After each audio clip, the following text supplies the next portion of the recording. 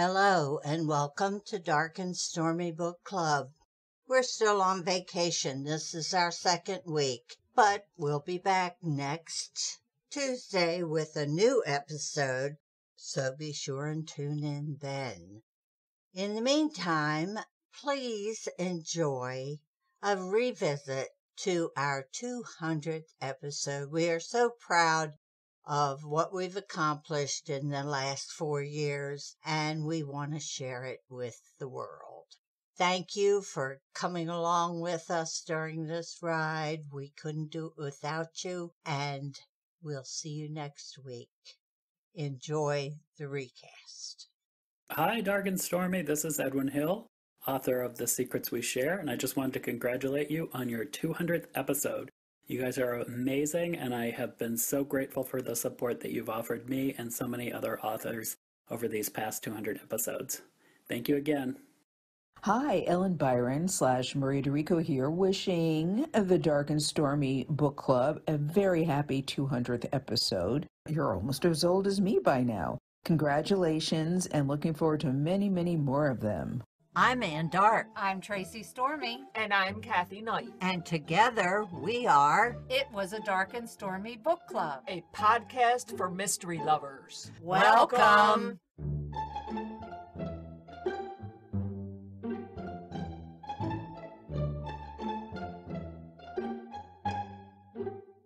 If you enjoy our show, please consider contributing to the Dark and Stormy Patreon. By becoming a patron, you will help us create better and quality content. There are also benefits to becoming a patron, such as exclusive content and Dark and Stormy merchandise. Become a supporter at patreon.com/darkandstormybc. Check our website for the link. We appreciate any and all contributions. Thank you. Hello and welcome. It's finally here, our 200th episode, girls. Yay!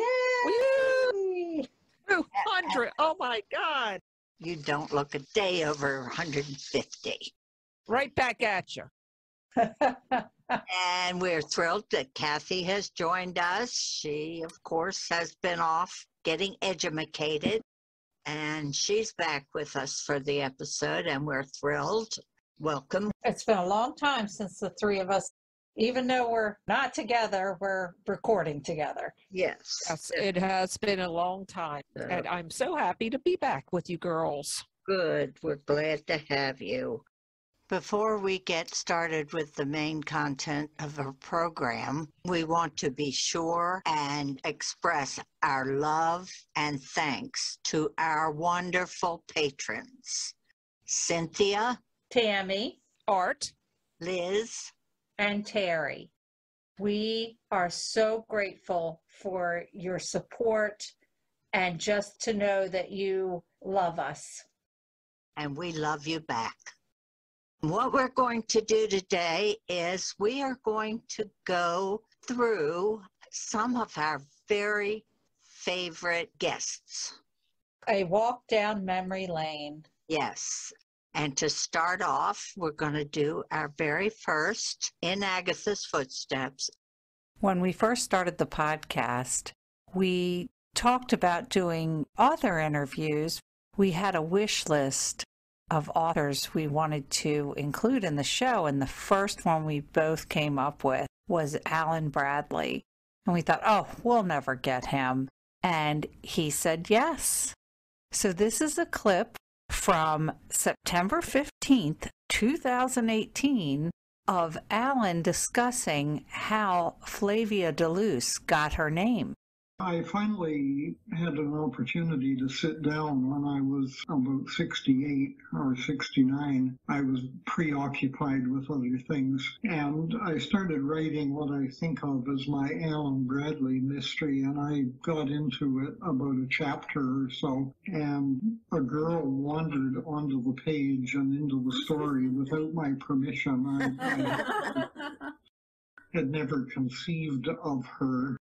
And in fact, I didn't know who she was. She just appeared on the page and virtually hijacked the book. And As I've said many times, it was a strange time for me because I didn't know what her name was. And if you don't know someone's name, you can't write a book about them. So we started off with quite a lengthy period with me trying to guess her name. And I would go out walking in the morning and just pull names out of a hat.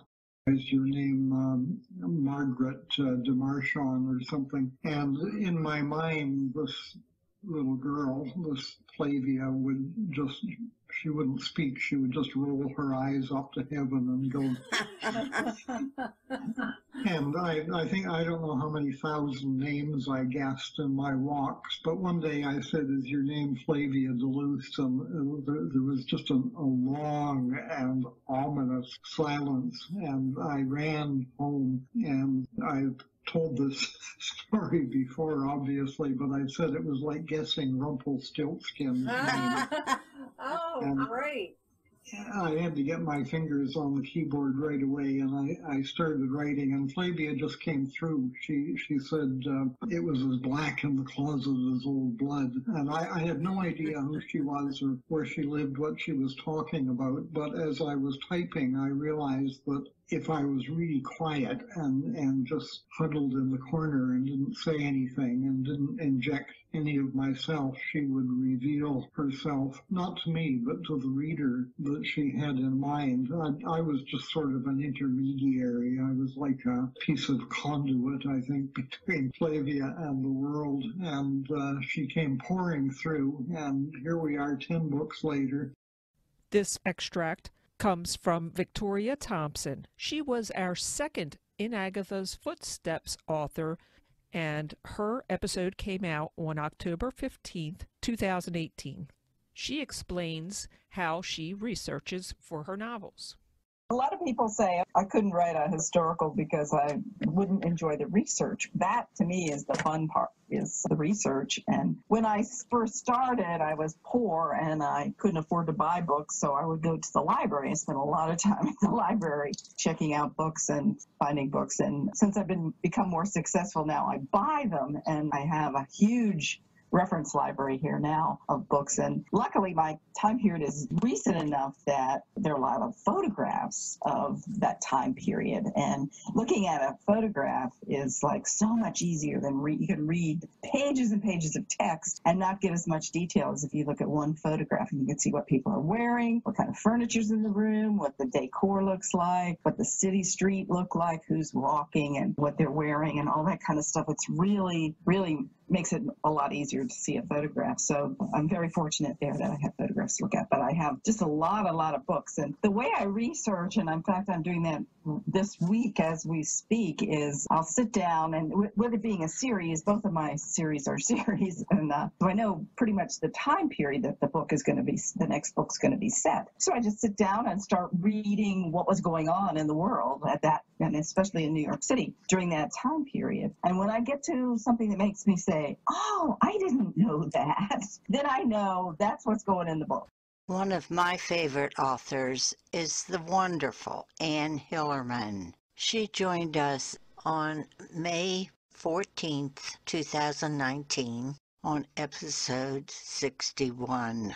She told us about continuing her father's work.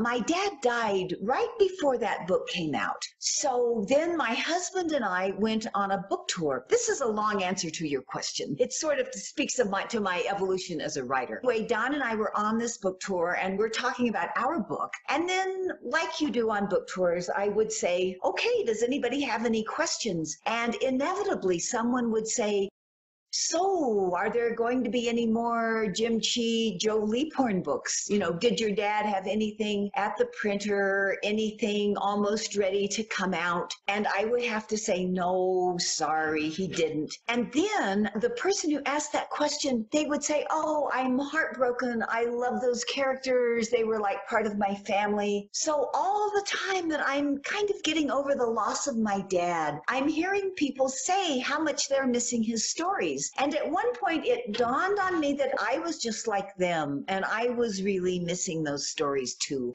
When we started this podcast, the thought of having somebody like Rhys Bowen come on our show was but a dream. But then March 19th of 2019, our dream came true.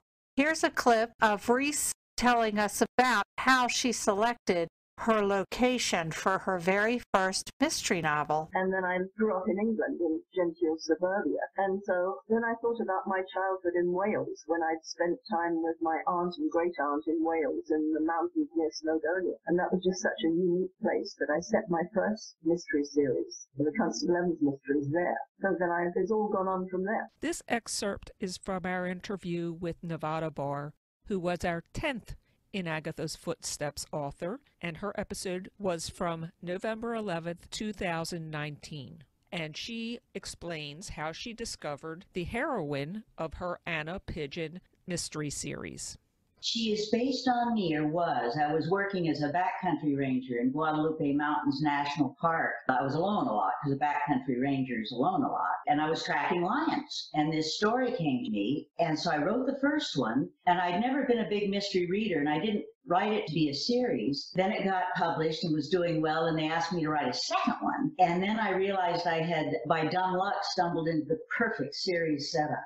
Susan Elia McNeil visited us on episode 68 on July 2nd, 2019, and she explained how the Muppets helped her find Maggie Hope.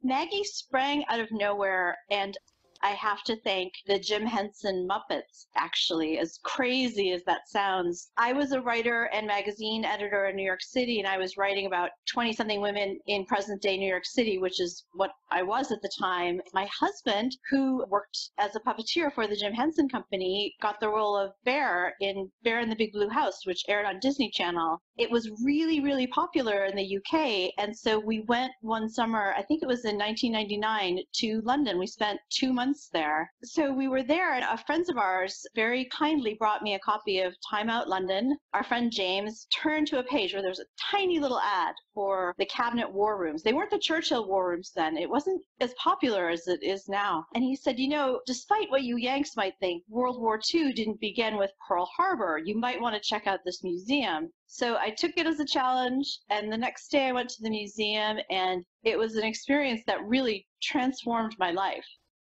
We are always starstruck when we get to interview an author that we've admired for years, and never more so than when we interviewed Tess Gerritsen. In this clip from January 19th, 2019, Tess explains how she keeps her writing fresh.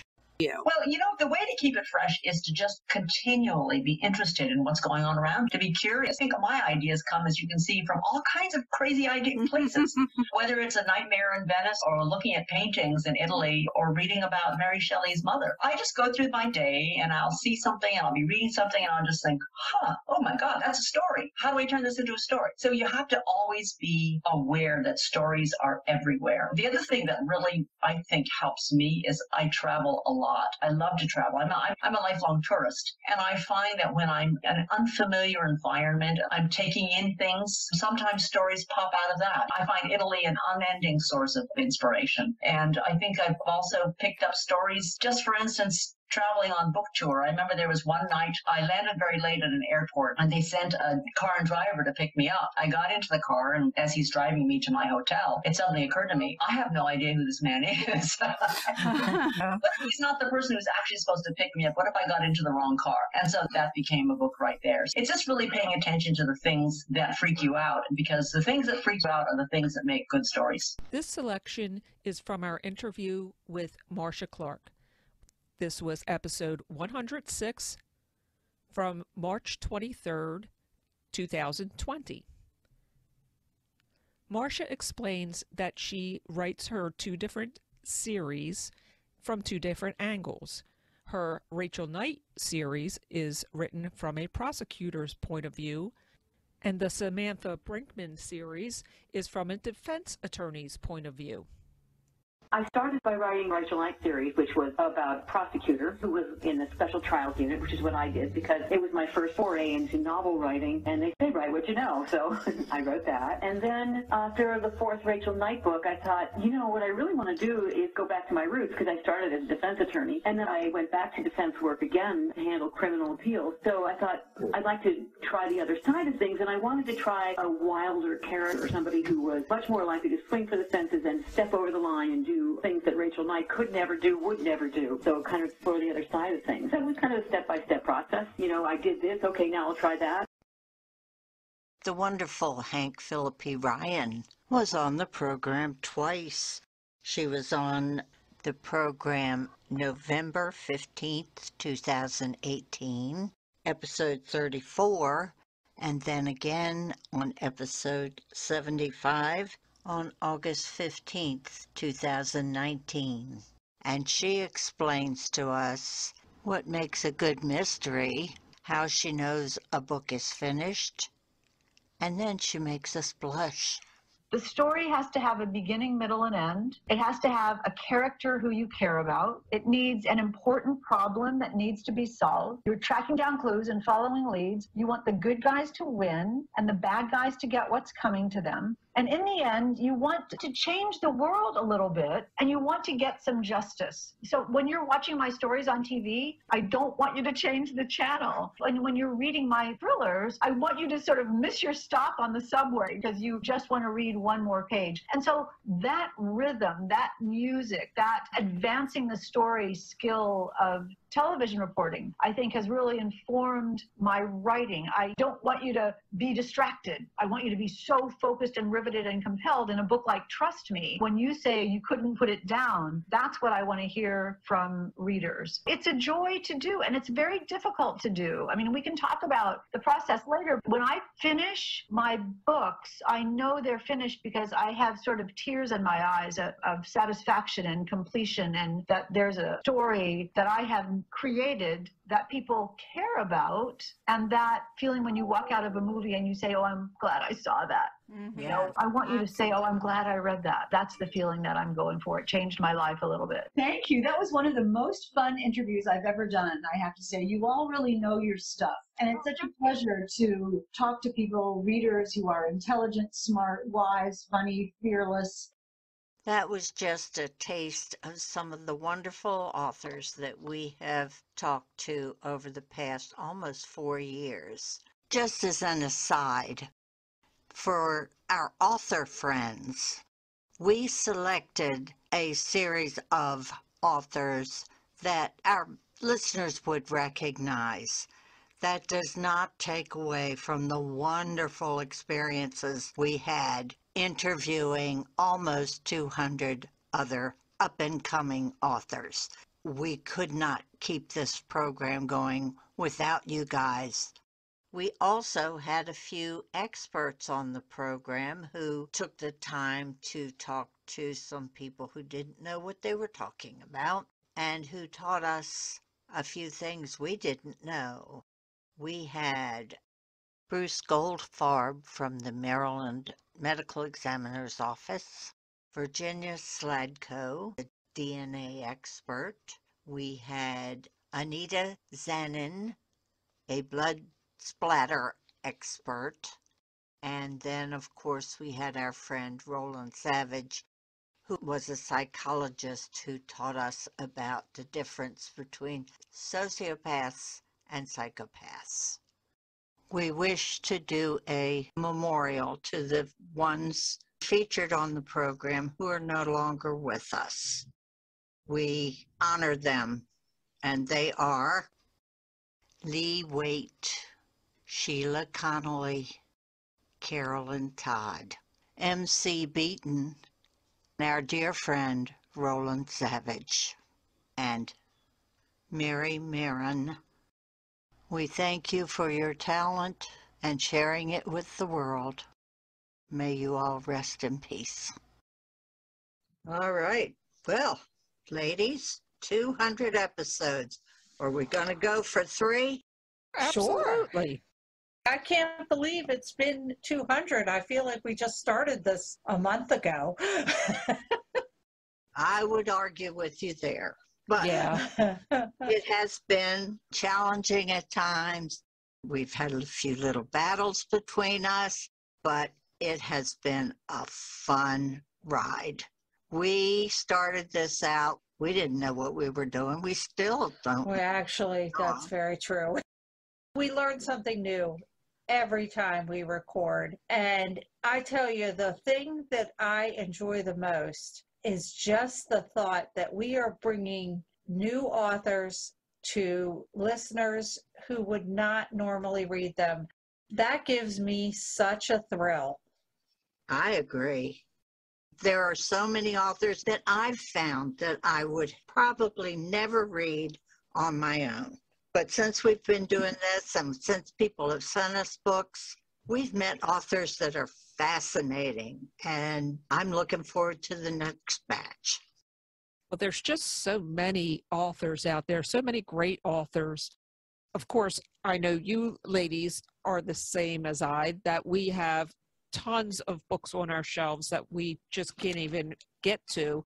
And the potential for even more of those types of people where you don't even know they're out there. They're great authors and they're just all over the place. I wish we could get to them all.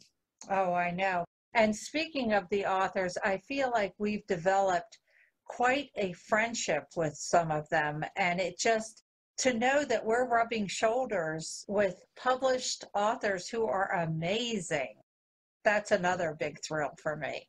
And the thought that some of those published authors, they hear Dark and Stormy and they go, those three girls, I like them. I get so filled with pride what we've created and built.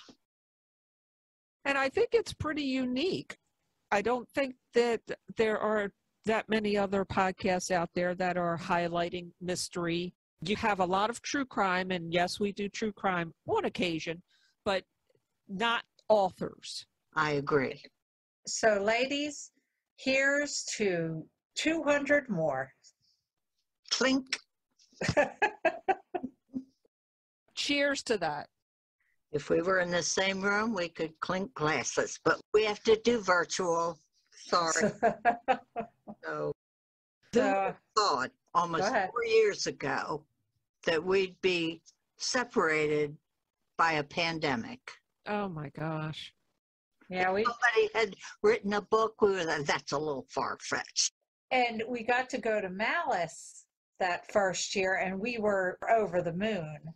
And then for 2 years, we didn't get to go because of the pandemic. Mm-hmm. But we're going this year. If I have to wear a hazmat suit. We will see. Yeah. They are still canceling things right now. But I am looking forward to it so much. Just to rub elbows, if not getting a hug from some of these authors that I've talked to. Well, I don't know how many hugs we're going to get this year. Probably a lot of fist bumps. Elbow bumps. Yeah. I'll take whatever I can get. That brings us to the end of our 200th episode. We hope you've enjoyed our ride along with us. We thank you for this whole enjoyable roller coaster we've been on, and stay on us for another circuit. Hello, it's Kathy Ace here, just dropping by to say congratulations on your 200th episode. Anne, Tracy, Kathy, you're doing a great job for all those of us who are completely and utterly addicted to wonderful crime fiction. May you have another 200 episodes ahead of you. Congratulations. Yay! Hello, Bonnie McBird here, author of the Sherlock Holmes Adventure series for HarperCollins. Congratulations on your 200th episode of Dark and Stormy Book Club. Delighted to be a part of your ongoing story, and Happy New Year from chilly London. And remember, life would be boring without a little mystery. Bye. Bye. Goodbye.